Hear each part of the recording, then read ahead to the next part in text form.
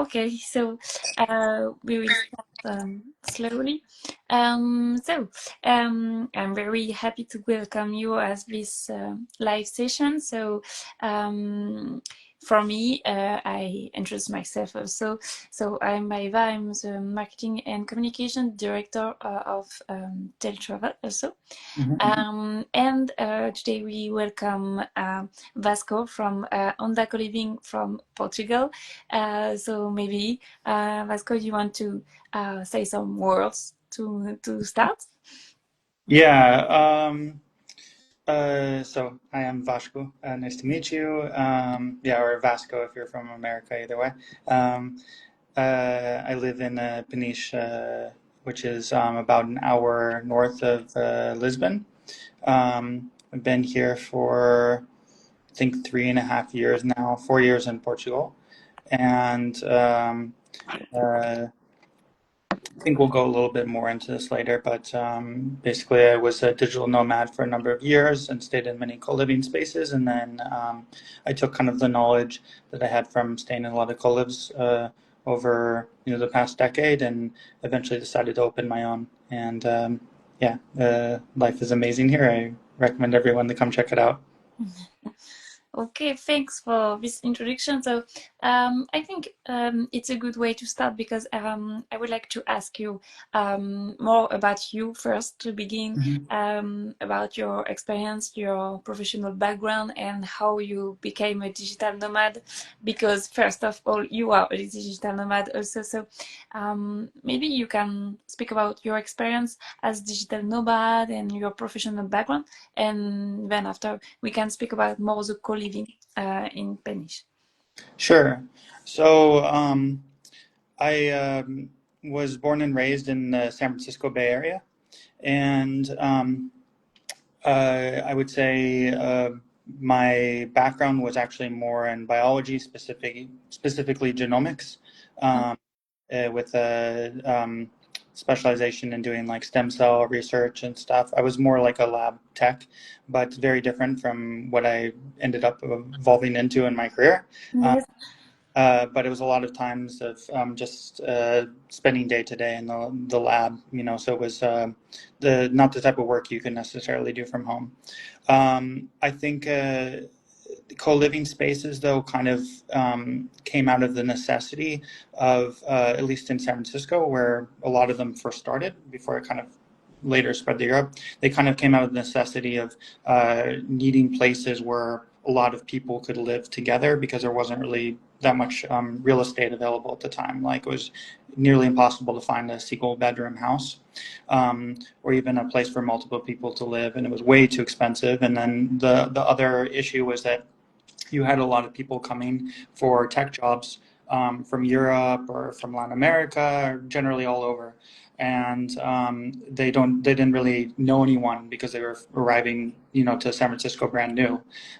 So there was a few co-living spaces that kind of started off initially to kind of foster communities for people that are arriving for the tech scene, and basically, I stayed in one of these places initially as when I was still in biology. And I think at the time, every other person in the co-living type of place was in tech. Um, a few, like maybe the next year after that, I moved out with a number of people and created like our own sort of co-op community home. We had a really similar style where we tried to like really focus on community and sharing things and doing activities together, group camp trips, group parties, like in jam nights in the backyard. And so I got a little firsthand experience of what it's like to create a community at that time. While I was in that house, I noticed that for all of the other occupants that were in tech, they were able to like travel to different places. They definitely had a little bit more income than I did, and they could work from home, which seemed really appealing to me. I not wanting to really spend my whole life in the academic route, I ended up switching into tech. And for several years, I was stayed with this company called Price.com, where I was the director of engineering. Um, uh, Initially, like when I first joined that job, that was right when COVID hit. And so it kind of put my plans to return to traveling and being a real digital nomad on hold for a little bit. I had some previous experience already traveling, living abroad. Like when I was younger, I lived in Japan for the better part of a year and went to school there and everything. And so I got a taste of that and wanted to do more, and not just living co-lives in other places in the United States. So as soon as I was able to travel, I went to Costa Rica, loved it there, stayed there for about a year, then lived in a few other places over the years, like Hawaii, Mexico, Panama, um, and eventually came to Portugal, and that's where I am now. Wow. Mhm. Okay, what? Wow, it's wonderful. Okay, so how many destinations do you travel now? It's a lot now. So, yeah, I'll try to keep my next answers a little bit more shorter because I know that was a lot of background, but sorry. Um, I would say that I probably lived in definitely over 10 different places, or maybe, yeah, 10 to 15 over the past 5 years. However, I kind of have a rule that to really say that you're actually living somewhere and getting to know the spot, you really need like a minimum of like 2 to 3 months. And even then, you can't really say you like live there, but to qualify that I'm staying somewhere longer term, I would say I've only did that for about 6, maybe 7 places. Okay, wow, wonderful. Okay, it's it's huge now. I think Mhm. it's well, it's I think it's very beautiful to be able to live this type of experiences. Like we learn a lot, like about yourself, but also about a lot of things. So I'm very glad for you that you be able to live this type of experiences.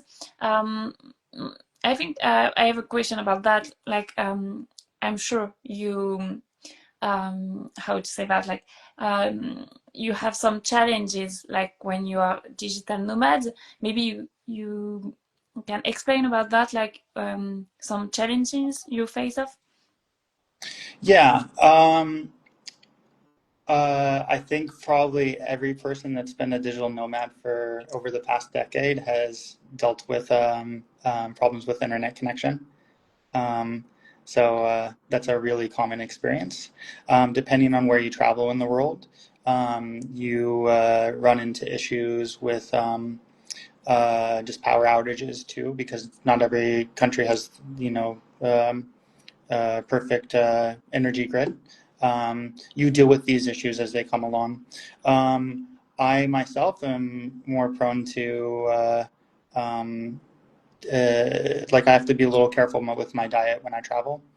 But I think the bigger question about adjusting to digital nomad life is those are all things with just working abroad. Anyone can adapt to those. Is being able to live and work abroad is amazing. Um, but what I would say is that only can take you so far if you get to travel and stay to other places. It's really not doing you any justice if you're like in front of your computer looking out the window, every day, seeing other people, surf or play sports or this or that. Um, uh, Ultimately, it comes down to having an appropriate work-life balance, which is hard because I know a lot of people that are digital nomads are very ambitious with their life, but uh, ultimately the happiness comes from really getting to live and experience things in the places where you're staying. Okay, okay. It's I'm thinking that from my experiences, it was difficult when I was in Mexico, for example. It is that you are in a new destination and you want to discover a lot of new things because you're excited because you discover a lot of new things, and sometimes what is difficult is just to be focused that you continue to work. You're not on vacation and holidays. And from my experiences, it was difficult to see the how to say that, like all the new landscape I will be able to check and to see. And I was like, okay, I have to work now. So for the moment, be focused on your work and not on the activity you want to make and everything. So from my experience, it was the difficulty that I had, but I understand also your challenges. Okay, I want to speak more about co-living maybe now, just to about your experiences, what you think about co-living life, and why do you think it's an interesting way to travel in co-living when you are a digital nomad? Yeah, I think if you're moving somewhere brand new, and you want the experience of, being a digital nomad there, um, for most people, they won't necessarily have a community of friends there at all. And it can be pretty challenging when you move to a new place to build a community of friends with the locals that live there. A lot of people, if they've been living there for a while, naturally, there's like kind of a wall that gets built up because they already have their kind of groups of friends that they've known for a long time. The advantage of co-living spaces is that you're running into a lot of people with that same goal of trying to meet other people. They're all focused on on work, but also on the fact that they are in a new place where they don't know anyone. They're really excited to try different activities, and find like that optimal work-life balance between really being social and then also focusing on their careers. And then, so just in that alone, I think there's a lot of commonality. What we find is that in co-living spaces, you end up growing these really deep friendships that can last a really long time in life at a more rapid rate than probably would happen naturally if it was just like organically people meeting each other. Okay, okay. I didn't try co-living, so I think I'm little curious about it. Of course, we with teletravel we speak a lot of co-living because we are sure that it's a perfect way to travel when you are digital nomads for a lot of things. But I didn't try, and I think I have to try it. Maybe I will start with Onda Coliving. Yeah. It can be a good way. Uh, so I think it's a good transition to speak about your co-living. Maybe can you give me some information, more description about the co-living and everything? Yeah. So we're located in a region of Portugal, like I mentioned at the beginning, called Peniche, about an hour north of Lisbon. Uh, Okay. the region is a coastal area that geographically is a peninsula, very, very famous for surfing. Traditionally, it was a fishing area, so lots of very famous for like seafood and this and that, and these coastal islands called Berlingas off the shore. But because of the shape of the peninsula, it creates a lot of spots for excellent surf. Normally, when you have a surf town where it's kind of only has like one side, it's just right on the coast. You have to wait for days where there's good waves, and then there'll be periods where there's nothing at all for a while. Surfing in general can be more seasonal in those types of places. Here, there's almost always something that's surfable on any given day, and we have that like that pretty much throughout the year. So this is not really like seasonal surfing. There's pretty much it does change a little bit from winter to summer, but there's something that's surfable pretty much the whole year. For that reason, it's kind of made this place like the premier surf spot of Europe. I think it maybe has some of the best waves in this entire continent. It's also the um, current stop of the World Surf League Tour, which is like the highest level of the championship tour for competitive surfing. Outside of the surf, though, we have people that come and stay here just because this area is beautiful. If they just want to be somewhere near the beach, we're literally across the road from 1 minute walk from some of the best and most beautiful beaches in all of Portugal. Wow. Okay. Wow. And about just I'm curious just about the organization inside the co-living. About I don't know how to cook for the food and everything. How it works inside. Yeah, sorry, I didn't mention any of this stuff. So as far as co-living spaces go, Onda is a little bit more on the smaller side. We have 4 rooms, averaging about 6 people per year. At max, we get about 8. Um, uh, the goal is really like a strong community feel. At this smaller size, we tend to do uh, kind of everything together that we can as a group, as a house. That includes things like cooking, um, some of the best experiences I've had here is actually like when the whole house will decide that we want to like cook our meals together, and we do that time and time again. Um, uh, my role in the house is I act as host, so I try to facilitate um, uh, the formation of communities here as much as possible, and I do that by creating activities. So, like tonight, we're doing like a wine and paint night here. In the past, we've done, it's really whatever is popular. We have a karaoke machine, so we'll do like karaoke nights, movie nights, game nights. We go on group trips, so we might go and explore the nearby medieval castle of Obilush. We might do a day trip to some other historic sightseeing sites, go for a group surf or beach relaxation day, do a house group surf session with the local surf school, all these things. Um, and yeah, like in terms of specific questions, like for cooking, um, co-living spaces have really most spots except for your bedroom are shared. The living room operates a shared co-working space during the daytime.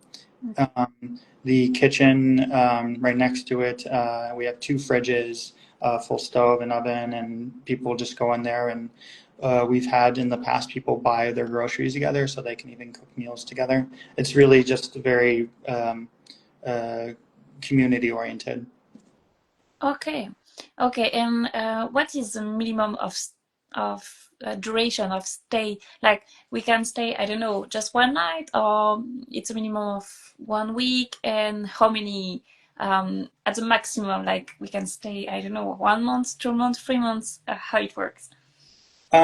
Typically within co-living spaces, the minimum stay is a month because I would say it really takes, like I said before, I think it really takes 2 months to get to know a place, but at least 1 month to really start to build that community. Um, Mm. in the past 2 years, we were pretty strict of doing that during the high season, where we didn't allow any shorter bookings less than a 1 month long period. Okay. Um, this year, we're doing something new, and we're accepting slightly shorter bookings. We're doing a 2 minimum now. Um, but at least during high season, 2 week would be the minimum stay. Outside of that, when like for the winter period, where there's less demand for the rooms, then shorter stays are possible. Probably about a minimum of a week, though, is still the max. Um, yeah. Okay. Okay. And now I'm sorry to say that, but we saw a lot of new co-livings everywhere, even in Portugal, because it's a famous destination for digital Mhm. nomads. Um, what is you think like the thing of this co-living difference between the others, like the specific things? I don't know. It can be the place, the environment. I don't know what, but what is the difference between the other? I'll give 2 answers to that, but as a side thing, among the people that stay here, I think everyone will say the location is like the shining feature of the spot. Okay. We're we're like as close as you can possibly be to the beach. It's really, really nice for the guests when they're here, where they can actually, in between work calls, go for a surf. That's something that I think like all surfers that are remote workers and digital nomads want, like have this desire to do that. But if you have to get into a car, it's just impossible.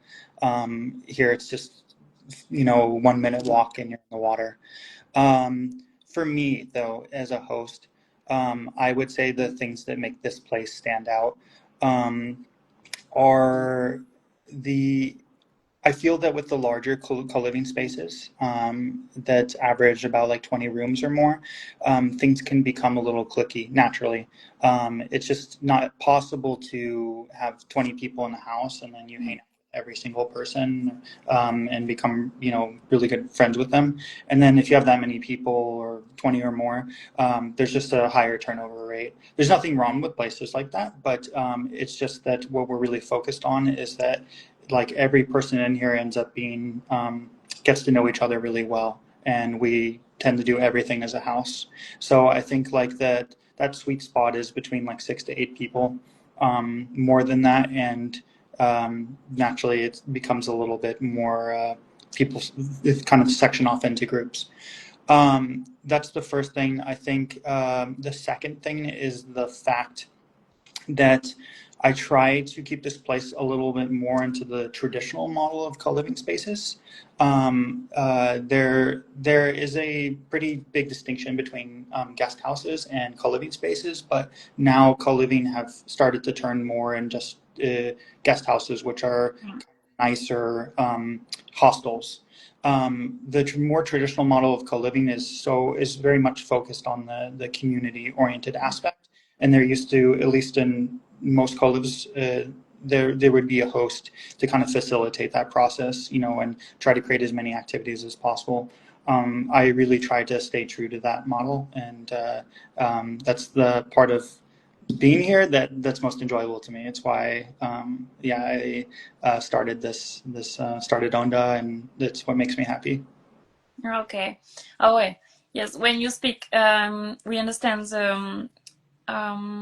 the importance of community for you and on the co-living. So I think is when people want to go to co-living, it's for this part, like, you want to meet people and to be sure to create real links with people, like not just one night and 2 nights and say, okay, I just meet these people for one night and we're not seeing again, but more to create like a little group of friends or family and live an experience together. So it's nice to see, because like you say, now we can see a lot of co-livings, and it's not more the co-living experience that some people expect, because there are a lot of people and everything. So good to make an importance on that.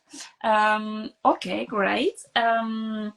Maybe we will conclude with one question. So if you can give an advice for people who wants to try co-living for the first time, and of course on that co-living, what advice can you say today?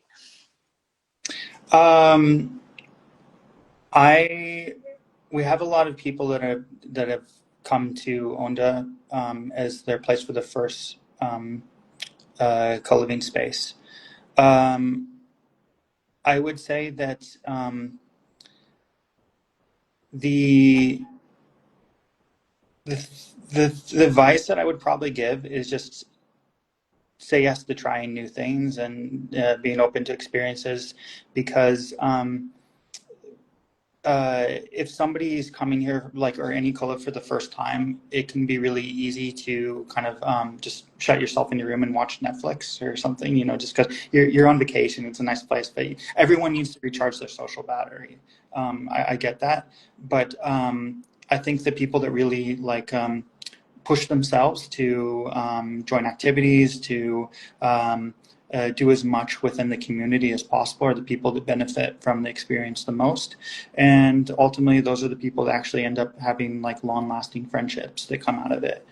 Those are like the biggest success stories of co-living spaces. So just really put yourself out there to try to be part of the community as much as possible. Great, great. I think it's a good good conclusion. Okay, perfect. To finish this live session, so I would like to say that we create a collaboration between Teletravel and Onda Coliving. So from now, we will communicate with Onda Coliving about a special offer. Maybe you want to say a word about that, but I would like just to inform that this special offer is available from now until the end of June. So we will communicate on it during 1 month. So I hope some people from Teletravel will travel to Onda Coliving. I hope it will be a nice collaboration. So maybe you want to speak about the special offer. What is it exactly? Yeah, thank you. Yeah, I'm really excited to announce that we'll, for this collaboration, we're going to be doing a 10% discount, as you said, from now till end of June off of anyone that uses the coupon Teletravel. So if you go onto our website to ondacoliving.com, which can be provided later, you'll see that there's a booking calendar. And then when you're making a booking request for a specific room, there's a little space to put the coupon. Just enter Teletravel and you'll automatically receive the 10% discount. We'll show you this. Oh, yes. So I'm very excited on that. I hope you will see some new travelers on Onda Coliving. So of course we will speak about it in stories after, and we will communicate on it. So of course, if people check or watch this live session after in Reels, you can have all the information. Don't worry about that. So I would like to say thank you for this little live session with you, and see you soon, of course, I hope, in Portugal. Yeah, hopefully I don't, but either way in Portugal. Okay. Thank you very much, Vasco, and have a nice end of day. Thank you. Thank you. See you. Bye. Bye.